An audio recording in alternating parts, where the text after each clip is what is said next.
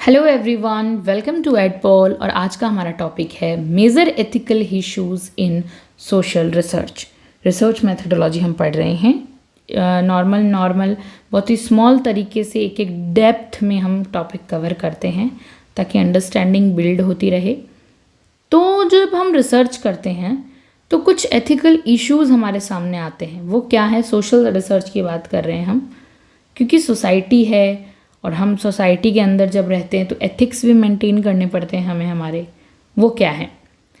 देखिए, in social research ethics refers to the moral principles. वो हमारे नैतिक सिद्धांत होते हैं, मोरल्स प्रिंसिपल्स होते हैं, एंड प्रोफेशनल गाइडलाइंस होती है कुछ जो हमें फॉलो करनी ही पड़ती है।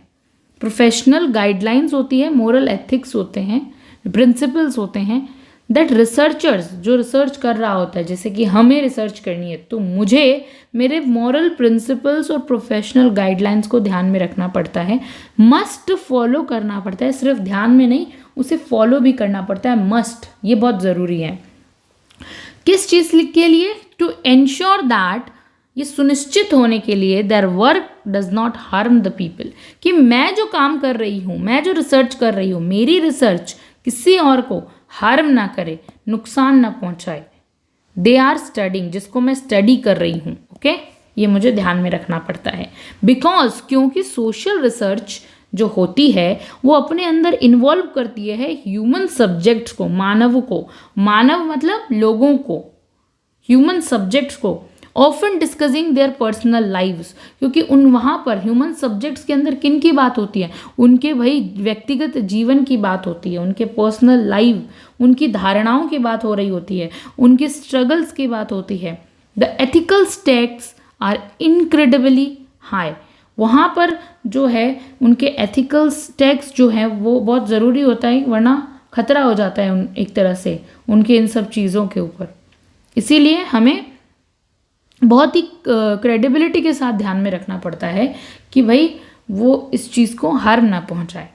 Major ethical issues in social research क्या क्या हैं? The following points outline.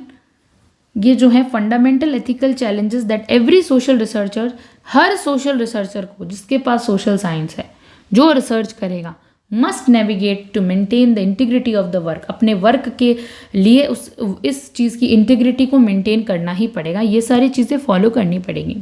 सबसे पहला बेसिक है इन्फॉर्म्ड कंसेंट। जब भी आप कहीं भी जा रहे हो, किसी को भी वो करने के लिए, तो आप पहले एक बार उनकी कंसेंट लेना ज़रूरी है। This is the golden rule. इसे गोल्डन रूल भी कहा जाता है of research ethics. Research ethics का गोल्डन रूल क्या है? ये इन्फॉर्म्ड कंसेंट, ठीक है। इट मीन्स, इसका मतलब है that participant must voluntarily agree.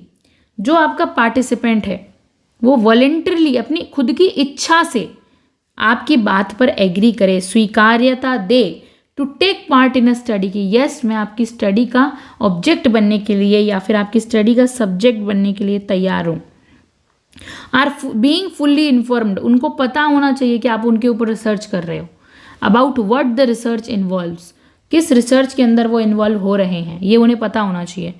It's purpose, आपकी रिसर्च का पर्पज़ कहीं ये तो नहीं है बहुत ही ज़्यादा ख़राब है और आपने किसी को बहुत अच्छा बता के उसका पार्टिसिपेशन ले लिया, फिर आगे चल के उसे पता चले कि वो तो किसी बहुत खतरनाक रिसर्च का पार्टिसिपेंट बन गया। नहीं, क्या आपकी रिसर्च का उद्देश्य है, पर्पज़ क्या है, वो सब पता होना चाहिए। एंड एनी पोटेंशियल रिस्क, क्या इससे कोई रिस्क तो नहीं होगा आपकी लाइफ को, ये भी आपको पता होना चाहिए जब आप किसी का रिसर्च ऑब्जेक्ट बन रहे हो। और जो बना रहा है आपको अपने रिसर्च का ऑब्जेक्ट, उसको तो ये फॉलो करना ही पड़ेगा। मतलब researcher follow the informed consent rule, number 1 golden rule है ये। हर सोशल रिसर्च में ये पता होना चाहिए। इससे इशू क्या होता है, क्या इशू आएगा? Researcher sometimes feel that if they tell participants, issue भी आता है इससे, क्योंकि रिसर्चर जो है, जैसे कि मुझे रिसर्च करनी है, मुझे ऐसा लगेगा, मुझे क्या लगेगा कि अगर मैंने उस पार्टिसिपेंट्स को, जो मेरे रिसर्च के अंदर पार्टिसिपेंट कर रहा है, भाग ले रहा है, अगर उसे पता चल गया exactly what they are looking for, कि मैं क्या देखना चाह रहा हूँ, उनके अंदर, क्या मैं उनके व्यवहार में परिवर्तन आ रहा है वो देखना चाह रहा हूँ, क्या उनकी वेशभूषा, कुछ भी, कोई भी चीज़ को, किस चीज़ को मैं देख रहा हूँ। The participants might change their behaviour, तो क्या होगा, सामने वाला पार्टिसिपेंट जो है अपने बिहेवियर को चेंज कर देगा। जैसे हॉथॉर्न इफेक्ट में हुआ था, लोगों ने वैसा ही व्यवहार करना शुरू कर दिया था, बहुत अच्छा काम कर रहे थे, प्रोडक्शन हाई जा रहा था, वो वाला एल्टन मेयो वाला। However withholding information can be seen as deceptive, तो अगर ये इन्फॉर्मेशन उनके पास रही तो यही होगा, फिर वो रिसर्च जो है एक तरह से वो नहीं आ पाएगी जो नेचुरल आनी चाहिए, और जो रियलिटी है जिसके बारे में रिसर्चर देखना चाह रहा है वो नहीं आएगी, ये इशू आता है। Example, if you are studying how people react to stress, अगर आप इस चीज़ की स्टडी कर रहे हो कि कैसे पीपल रिएक्ट करते हैं स्ट्रेस होने के ऊपर, मतलब गुस्से में, you can not simply put them in stressful situation without their prior knowledge and agreement, तो आप उन्हें स्ट्रेसफुल सिचुएशन में नहीं रख सकते अगर उनकी प्रायर नॉलेज और एग्रीमेंट नहीं हुआ है तो, है ना। देन प्राइवेसी एंड कॉन्फिडेंशियलिटी, गोपनीयता और बहुत ज़रूरी है, प्राइवेसी रखनी, मेंटेन करनी। Social research often touches on sensitive topics, क्योंकि सोशल रिसर्च बहुत बार ऑफन सेंसिटिव टॉपिक्स पे होती है, लाइक कोई रिलीजन, धर्म के ऊपर, कोई पॉलिटिक्स के ऊपर हो रही है, पर्सनल हेल्थ को लेके हो रही है आपकी, इन सब चीज़ों पर होती है। तो रिसर्चर की ये ड्यूटी है, रिसर्चर को ये ध्यान में रखना है, have a duty to protect the identity, कि भाई रिसर्चर आइडेंटिटी को प्रोटेक्ट करे लोगों की। पहली बात तो ये, उनका नाम वाम खुले में ना पूरा एकदम चौड़ा कर दें, ऑफ देयर पार्टिसिपेंट्स, जो उनके उस रिसर्च के पार्टिसिपेंट्स हैं उनको।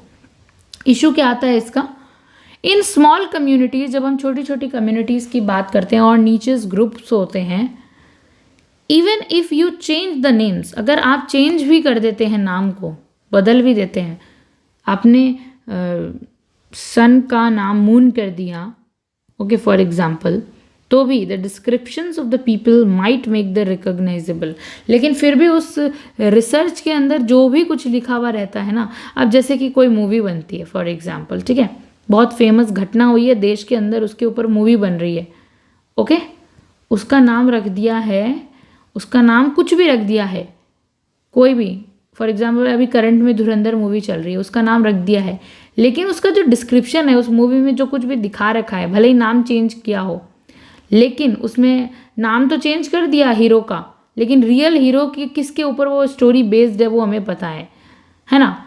तो हम नहीं कह सकते हैं कि भाई नाम चेंज करने से, डिस्क्रिप्शन से लोग उस चीज़ को पहचान नहीं पाएंगे, नहीं हो सकता ऐसा। वहीं वैसा ही होता है नॉर्मली, छोटे छोटे कम्युनिटी की जो ग्रुप होती है, स्मॉल कम्युनिटीज़ और ग्रुप्स होते हैं, तो आप कितना ही नाम चेंज कर लो, डिस्क्रिप्शन से पता चल जाएगा वो किसकी स्टोरी थी, वो पहचानने लायक हो जाता है।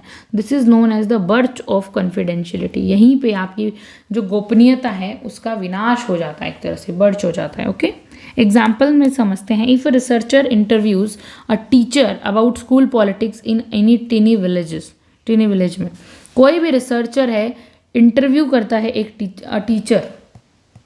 टीचर का, कि भाई अबाउट स्कूल पॉलिटिक्स में, क्या स्कूल चल रही है एक छोटे से गांव में, even without using the teachers name, भले ही उसने टीचर का नाम नहीं लिया हो, the locals might easily figure, लेकिन वहाँ के रहने वाले लोग आपस में पता लगा लेंगे कि who one said out what based on the quotes used in the report, किसने कहा है भाई, गांव में, छोटे से गांव में ऐसा लग जाता है पता, किसने शिकायत की है जाके हमारी, क्योंकि जो लिखा हुआ है, बाकी डिस्क्रिप्शन जो दिया हुआ है उससे पता लगा लेते हैं लोग। Protection from harm in social research is rarely physical. अब सोशल रिसर्च के अंदर जो भी कोई नुकसान होता है ना आपका, तो वो आपका फिजिकल होता है नुकसान। इट इज़ यूजली साइकोलॉजिकल और सोशल, या तो आपको बहुत ही ज़्यादा साइकोलॉजिकली मानसिक तौर पे उत्पीड़न दिया जाता है, या सोशल सबके सामने सामाजिक तौर पर। और स्टडी मतलब अगर आपका नाम रिवील हो जाता है समाज में, आपको पता, आपके बारे में लोगों को पता चल जाता है, कितनी ज़्यादा बदनामी होती है उससे। तो वही ना, हार्म जो भी होता है साइकोलॉजिकल, आप मानसिक तौर पे भी और सोशली भी आप हार्म हो जाते हो। तो study should never leave a participant in a worse state than they can started, कहीं भी वर्स सिचुएशन में लाके मत उस सब्जेक्ट को खड़ा करो जहाँ वो मानसिक तौर पर प्रताड़ित हो समाज के अंदर। ओके, तो study should never leave a participant in a worse state than when they started. Okay, the issue क्या आता है, asking someone to recount a traumatic experience like surveying a natural disaster. आप किसी से पूछ रहे हो कि भाई आपकी जो ट्रॉमेटिक सिचुएशन थी, एक्सपीरियंस था, वो बताओ, नेचुरल डिजास्टर में कैसा रहा आपके, ये क्या हुआ। मान लो कोई फैमिली थी, वो शिमला जा रही थी, कार एक्सीडेंट हो गया या फिर लैंडस्लाइड्स हो गई, नेचुरल डिजास्टर है, तो उनकी फैमिली में सिर्फ 4 लोग मर गए, 1 बचे। उन 1 पर्सन का आप इंटरव्यू ले रहे हो, पूछ रहे हो उनसे, उनके इतना खतरनाक ट्रॉमा हुआ है उनके साथ, तो कैन कॉज इमोशनल डिस्ट्रेस। इस पहली बात तो आपके जो ये सवाल होंगे उनको ट्रॉमा दे सकते हैं, वापस वो सारी यादें दिला सकते हैं जो बहुत खतरनाक थी, है ना। साइकोलॉजिकल एक तरह से उनके वापस से वो चीज़ हो जाएगी। एंड और क्या होगा, आप उसको फिर से ट्रॉमेटाइजेशन कर दोगे, फिर से आप उनको वो ट्रॉमा दे दोगे, तो उनका साइकोलॉजिकल ख़राब हो जाएगा, मानसिक जो भी है वापस से। तो ये इशू आता है इसके अंदर। प्रोटेक्शन ऑफ हार्म है, हार्म नॉर्मली हमने पढ़ा था शारीरिक और मानसिक रहेगा। एग्जाम्पल से समझते हैं, interviewing a refugee about their journey might trigger severe anxiety, PTSD. A researcher must have a plan to provide support or stop the interview if the participant become distressed. तो यही नॉर्मल सा example है जो मैंने भी बताया। कोई refugee है, उसके साथ हुआ था, कोई जर्नी थी, उसमें एंजाइटी वगैरह, बाद में उसे पूछा गया तो वो वापस से स्ट्रेस में चला गया, ऐसा। यूज़ ऑफ डिसेप्शन, डिसेप्शन का यूज़ होना, मतलब deception occurs when researcher intentionally mislead participants. Deception कब आएगा, जब कोई रिसर्चर है वो जानबूझकर मिसलीड करता है पार्टिसिपेंट्स और withhold information to ensure the purity of the data. देखिए ऐसे समझते हैं, आप हैं रिसर्चर, आपको पार्टिसिपेंट्स के ऊपर रिसर्च करनी है, बी के ऊपर, ठीक है, पर आपने बी को जानबूझकर गलत इन्फॉर्मेशन या फिर कोई इन्फॉर्मेशन से कहते हैं ना अधूरी इन्फॉर्मेशन दी है बहुत ज़्यादा, ताकि जो है लोग जो है नेचुरल तरीके से ही बिहेव करें और डाटा आपका जो है प्योरिटी बनी रहे, उस डाटा में मिलावट ना हो। पता चल जाएगा तो हो सकता है ना वो अपने आप को चेंज कर ले, तो आपने उनको अधूरी इन्फॉर्मेशन दी है, ठीक है, या दी ही नहीं है, मिसलीड किया है। जैसे कुछ साइकोलॉजिकल एक्सपेरिमेंट्स में अगर पूरा सच बता दिया जाता है ना आपको, होता है, ज़रूरी भी होता है, साइकोलॉजिकल एक्सपेरिमेंट्स में पूरा सच बता दिया जाता है तो लोग आर्टिफिशियल तरीके से बिहेव करने लगते हैं, एक्ट करने लगते हैं, इसीलिए डिसेप्शन यूज़ किया जाता है। डिसेप्शन इसीलिए यूज़ किया जाता है। प्रॉब्लम क्या आती है इसमें, अगर लोगों को बाद में पता चले कि उन्हें मिसलीड किया गया है ना, बाद में उन्हें पता चले कि उन्हें पहले तो मिसलीड किया गया, तो भाई उनका ट्रस्ट जो है वो ब्रेक हो जाता है। ट्रस्ट तो नहीं रहेगा ना बाद में, ऑब्वियसली सी बात है, डिस्ट्रॉय हो जाएगा उनका ट्रस्ट, खत्म हो जाएगा पूरा। Okay, deception can destroy the trust of between the public and the scientific community. जो आपका पब्लिक के साथ जो भी था और साइंस और पब्लिक के बीच का जो भरोसा था ना, वो टूट जाता है। इसीलिए डिसेप्शन कभी कभी ज़रूरी होता है, लेकिन लिमिटेड और एथिकल वे में होना चाहिए, वरना लोग रन में क्या करेंगे, बहुत लॉन्ग रन में जाके आपको पता चलेगा रिसर्च की जो क्रेडिबिलिटी है उसको बहुत नुकसान होता है।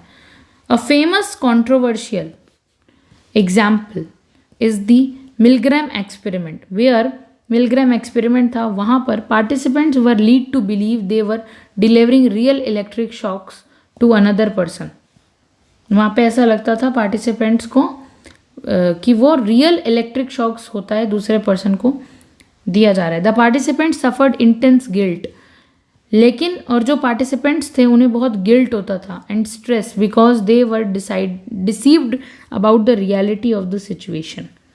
उन्हें गलत जानकारी दी गई थी, इसीलिए उन्हें बहुत गिल्ट होता था कि जहाँ पे बहुत ही स्ट्रेस, मतलब उन्हें ऐसा लगता था कि वो जो है दूसरे इंसान को बहुत ही ज़्यादा रियल इलेक्ट्रिक शॉक्स दे रहे हैं, करंट दे रहे हैं। तो ये मिलग्राम एक्सपेरिमेंट था, तो वहाँ पे पता चला।